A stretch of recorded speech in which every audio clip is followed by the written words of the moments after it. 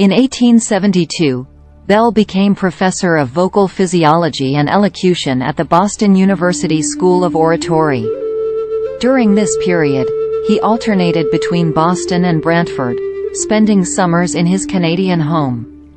At Boston University, Bell was swept up by the excitement engendered by the many scientists and inventors residing in the city.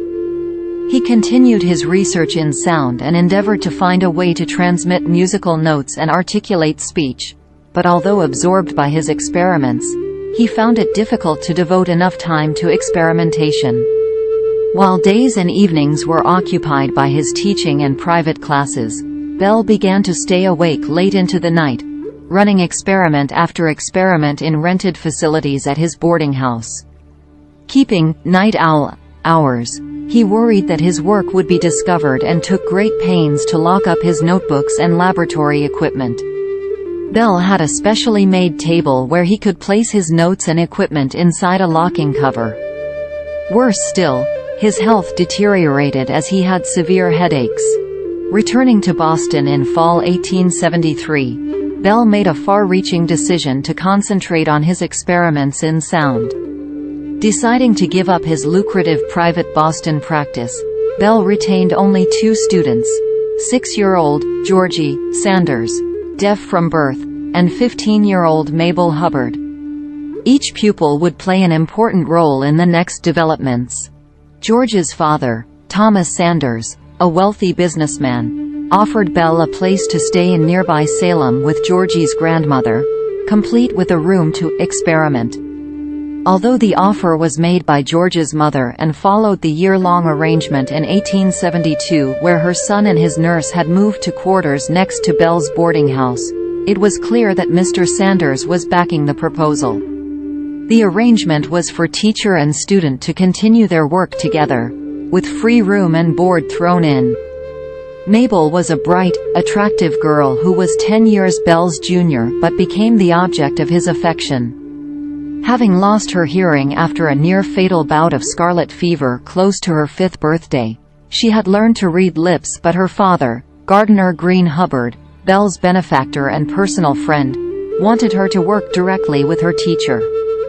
By 1874, Bell's initial work on the harmonic telegraph had entered a formative stage, with progress made both at his new Boston laboratory, a rented facility, and at his family home in Canada, a big success. While working that summer in Brantford, Bell experimented with a phonautograph, a pen-like machine that could draw shapes of sound waves on smoked glass by tracing their vibrations. Bell thought it might be possible to generate undulating electrical currents that corresponded to sound waves.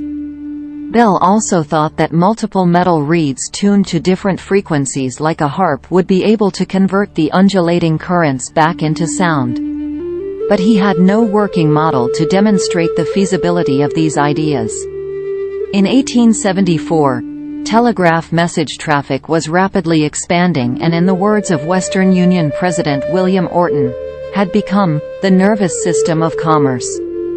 Orton had contracted with inventors Thomas Edison and Elisha Gray to find a way to send multiple telegraph messages on each telegraph line to avoid the great cost of constructing new lines. When Bell mentioned to Gardiner Hubbard and Thomas Sanders that he was working on a method of sending multiple tones on a telegraph wire using a multi-reed device, the 2 wealthy patrons began to financially support Bell's experiments. Patent matters would be handled by Hubbard's patent attorney, Anthony Pollock. In March 1875, Bell and Pollock visited the scientist Joseph Henry, who was then director of the Smithsonian Institution, and asked Henry's advice on the electrical multi-reed apparatus that Bell hoped would transmit the human voice by telegraph. Henry replied that Bell had the germ of a great invention. When Bell said that he did not have the necessary knowledge, Henry replied, "Get it."